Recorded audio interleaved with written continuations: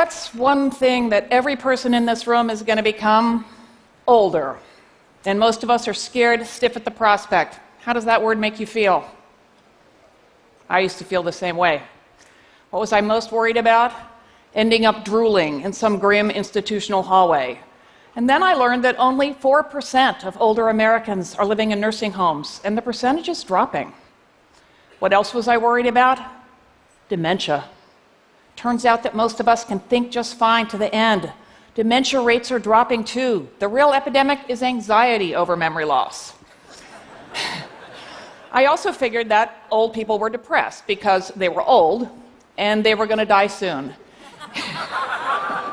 It turns out that the longer people live, the less they fear dying, and that people are happiest at the beginnings and the ends of their lives. It's called the U-curve of happiness, and it's been borne out by dozens of studies around the world.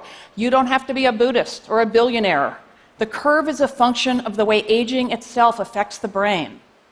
So I started feeling a lot better about getting older, and I started obsessing about why so few people know these things. The reason is ageism, discrimination and stereotyping on the basis of age. We experience it anytime someone assumes we're too old for something, instead of finding out who we are and what we're capable of, or too young. Ageism cuts both ways. All isms are socially constructed ideas: racism, sexism, homophobia, and that means we make them up, and they can change over time. All these prejudices pit us against each other to maintain the status quo, like auto workers in the US competing against auto workers in Mexico instead of organizing for better wages. We know it's not okay to allocate resources by race or by sex. Why should it be okay to weigh the needs of the young against the old? All prejudice relies on othering, seeing a group of people as other than ourselves, other race, other religion, other nationality. The strange thing about ageism, that other is us. Ageism feeds on denial, our reluctance to acknowledge that we are going to become that older person. It's denial when we try to pass for younger, or when we believe in anti-aging products, or when we feel like our bodies are betraying us simply because they are changing. Why on earth do we stop celebrating the ability to adapt and grow as we move through life? Why should aging well mean struggling to look and move like younger versions of ourselves? It's embarrassing to be called out as older until we quit being embarrassed about it. And it's not healthy to go through life dreading our futures. The sooner we get off this hamster wheel of age denial, the better off we are. Stereotypes are always a mistake, of course, but especially when it comes to age, because the longer we live, the more different from one another we become, right? Think about it. And yet, we tend to think of everyone in a retirement home as the same age, old. When they can span 4 decades, can you imagine thinking that way about a group of people between the ages of 20 and 60? When you get to a party, do you head for people your own age? Have you ever grumbled about entitled millennials? Have you ever rejected a haircut or a relationship or an outing because it's not age appropriate? For adults, there's no such thing. All these behaviors are ageist. We all do them, and we can't challenge bias unless we're aware of it. Nobody's born ageist, but it starts in early childhood, around the same time attitudes towards race and gender start to form, because negative messages about late life bombard us from the media and popular culture at every turn. Right? Wrinkles are ugly. Old people are pathetic. It's sad to be old. Look at Hollywood. A survey of recent Best Picture nominations found that only 12% of speaking or named characters were age 60 and up, and many of them were portrayed as impaired. Older people can be the most ageist of all because we've had a lifetime to internalize these messages, and we've never thought to challenge them.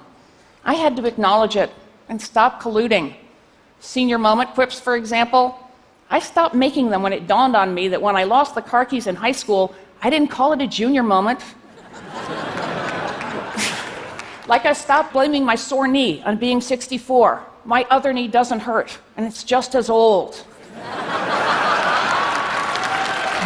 We are all worried about some aspect of getting older, whether running out of money, getting sick, ending up alone, and those fears are legitimate and real. But what never dawns on most of us is that the experience of reaching old age can be better or worse depending on the culture in which it takes place. It is not having a vagina that makes life harder for women, it's sexism. It's not loving a man that makes life harder for gay guys, it's homophobia. And it is not the passage of time that makes getting older so much harder than it has to be. It is ageism. When labels are hard to read, or there's no handrail, or we can't open the damn jar, we blame ourselves, our failure to age successfully, instead of the ageism that makes those natural transitions shameful and the discrimination that makes those barriers acceptable. You can't make money off satisfaction, but shame and fear create markets, and capitalism always needs new markets. Who says wrinkles are ugly? The multi-billion-dollar skincare industry. Who says perimenopause and low T and mild cognitive impairment are medical conditions? The trillion-dollar pharmaceutical industry. The more clearly we see these forces at work, the easier it is to come up with alternative, more positive, and more accurate narratives. Aging is not a problem to be fixed or a disease to be cured. It is a natural, powerful, lifelong process that unites us all. Changing the culture is a tall order, I know that, but culture is fluid. Look at how much the position of women has changed in my lifetime, or the incredible strides that the gay rights movement has made in just a few decades, right? Look at gender.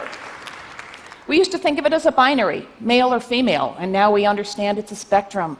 It is high time to ditch the old-young binary too. There is no line in the sand between old and young after which it's all downhill. And the longer we wait to challenge that idea, the more damage it does to ourselves and our place in the world, like in the workforce, where age discrimination is rampant.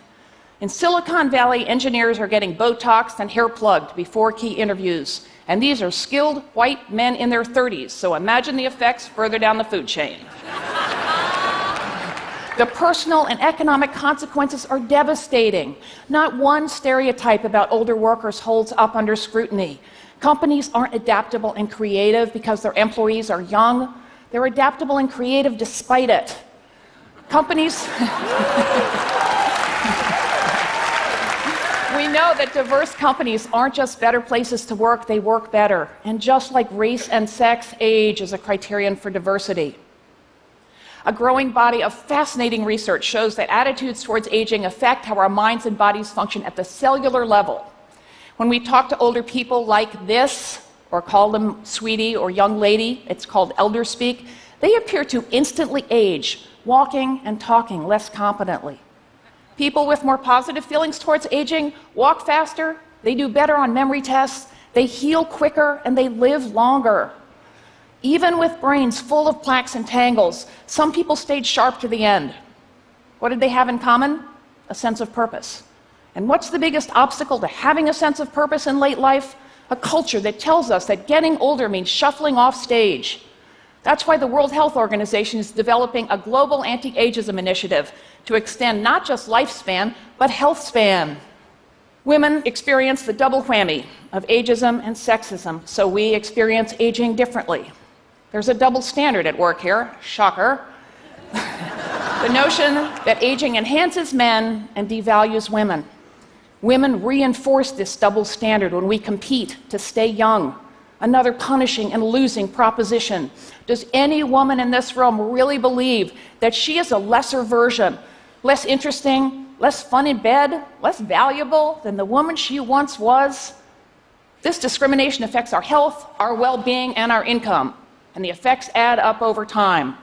They are further compounded by race and by class, which is why everywhere in the world, the poorest of the poor are old women of color. What's the takeaway from that map? By 2050, 1 out of 5 of us, almost 2 billion people, will be age 60 and up. Longevity is a fundamental hallmark of human progress. All these older people represent a vast, unprecedented, and untapped market. And yet, capitalism and urbanization have propelled age bias into every corner of the globe, from Switzerland, where elders fare the best, to Afghanistan, which sits at the bottom of the global Age Watch Index. Half of the world's countries aren't mentioned on that list because we don't bother to collect data on almost 2 million people because they're no longer young. Almost 2/3 of people over 60 around the world say they have trouble accessing health care. Almost 3/4 say their income doesn't cover basic services like food, water, electricity, and decent housing. Is this the world we want our children, who may well live to be 100, to inherit? Everyone, all ages, all genders, all nationalities, is old or future old. And unless we put an end to it, ageism will oppress us all. And that makes it a perfect target for collective advocacy. Why add another ism to the list when so many, racism in particular, call out for action? Here's the thing: we don't have to choose. When we make the world a better place to grow old in, we make it a better place in which to be from somewhere else, to have a disability, to be queer, to be non-rich, to be non-white. And when we show up at all ages, for whatever cause matters most to us, save the whales, save the democracy, we not only make that effort more effective, we dismantle ageism in the process. Longevity is here to stay. A movement to end ageism is underway. I'm in it, and I hope you will join me.